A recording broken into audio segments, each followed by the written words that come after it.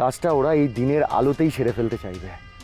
তাই আমরা যদি এখন এখান থেকে চলে যাই, আশিকে আমরা বাঁচাতে পারবো না। আশি আশি ভেতরেই আছে, ওর সঙ্গে আমার দেখাও হয়েছিল। কিন্তু কিন্তু কি সাক্ষ্য? তুমি যখন ওকে ভেতরে পেয়েছিলে তখন আশিকে সঙ্গে করে নিয়ে এলে না কেন? আরে আরে কি করে নিয়ে আসবো? ভেতরে সিচুয়েশনটা সম্পূর্ণ অন্যরকম ছিল।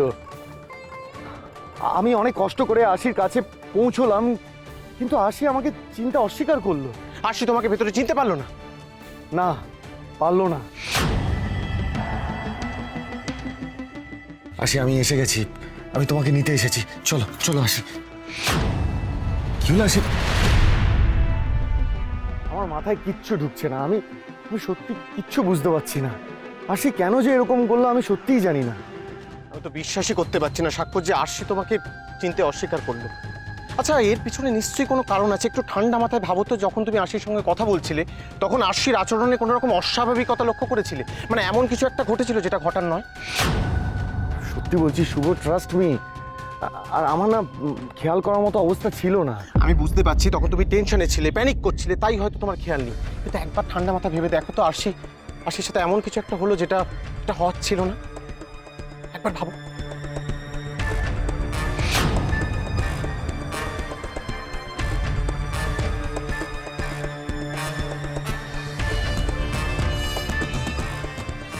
আশি, তুমি বারবার ওদিকে কি দেখছো? শুভ, একটা ব্যাপার মনে পড়ছে। কি ব্যাপার বলো? আশি যখন আমার সঙ্গে কথা বলছিল, আশির চোখ কিন্তু আমার দিকে ছিল না। মানে? মানে আশি আমার সাথে কথা বলতে বলতে ও বারবার আমার পেছনে তাকাচ্ছিল। আমার একবার মনেও হচ্ছিল যে ও ও আমার পেছনে কেন তাকাচ্ছে, ও আমার দিকে তাকিয়ে কেন কথা বলছে না, আমাকে কিছু বলছিলও না।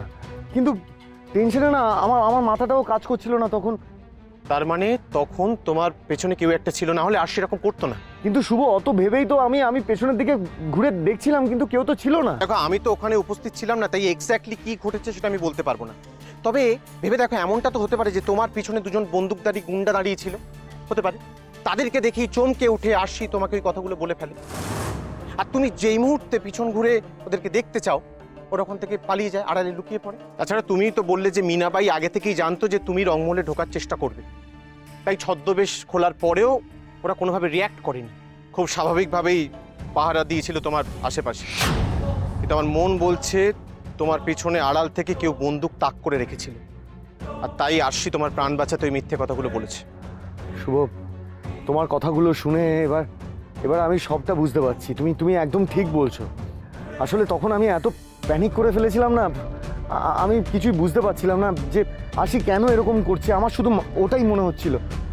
কিন্তু এখন আমার কাছে সবটা পরিষ্কার হয়ে গেছে। শুভ, এখান থেকে চলে গেলে চলবে না। আমাদের ওই রংমহলে নজর রাখতে হবে। চিন্তা করো না, আমি তোমার সঙ্গে আছি। আচ্ছা শোনো শুভ, ওই লতা বলছিল যে কাল ভোরেই ওরা আশিকে আর কয়েকটা মেয়েকে এখান থেকে পাচার করবে। আমার মনে হচ্ছে যে আমাকে দেখে ওরা কাজটা আরও আগেও সেরে ফেলতে পারে। আর আমার ধারণা কাজটা ওরা এই দিনের আলোতেই সেরে ফেলতে চাইবে। তাই আমরা যদি এখন এখান থেকে চলে যাই, আশিকে আমরা বাঁচাতে পারবো না। আর আশিকে না নিয়ে আমরা কিছুতেই বাড়ি ফিরে যেতে পারবো না শুভ। চিন্তা করো না সাহেব, আমরা এখান থেকে রংমহলের উপর নজর রাখবো।